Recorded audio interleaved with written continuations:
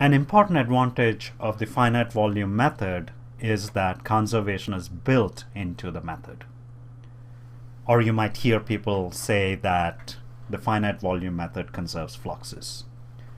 To see why this is the case, we can go back to the algebraic equation for mass conservation that we just derived. So I'll go back to our channel flow example, and we were looking at mass conservation for this particular cell, and the form of the algebraic equation we got looked like that. So it relates velocities at these three cell centers. Here I have brought the constant term on the right hand side to the left, so I can write LHS is equal to 0. And this algebraic equation can be derived using physical arguments or by going back to the integral form of mass conservation. In either case, you get the same equation. I did it using physical arguments because it's a little bit easier to understand. As you go to more complicated situations where you are more complicated equations, say for instance, you look at momentum equation with in the presence of turbulence or something, you definitely want to do it from the integral form, since that's more rigorous.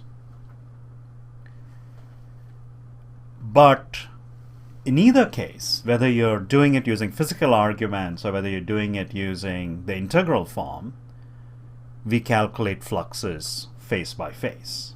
So we go to this phase and look at, for mass conservation in compressible flow, we look at the volume of flow crossing that phase. Similarly for this phase, and this phase.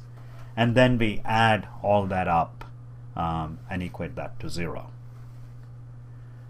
This means that the amount of mass or volume leaving the control volume is equal to the mass or volume entering the control volume. It also means that the amount of mass leaving this control volume or cell will enter the neighboring cell, and there'll be no loss of mass. That means that conservation of mass is guaranteed for each control volume, and mass leaving the control volume will be equal to the mass entering the control volume. And the same idea applies to momentum and energy. So for momentum, one would go to each phase, look at the amount of, or the rate of at which momentum is crossing that phase. Similarly for all the other phases, add them up, and for momentum it's not equal to 0, it's equal to the forces on the control volume. And so for the forces, pressure and viscous shear in this case, you would go and you would calculate the forces on each of these phases. So again, conservation is guaranteed for momentum and similarly for energy.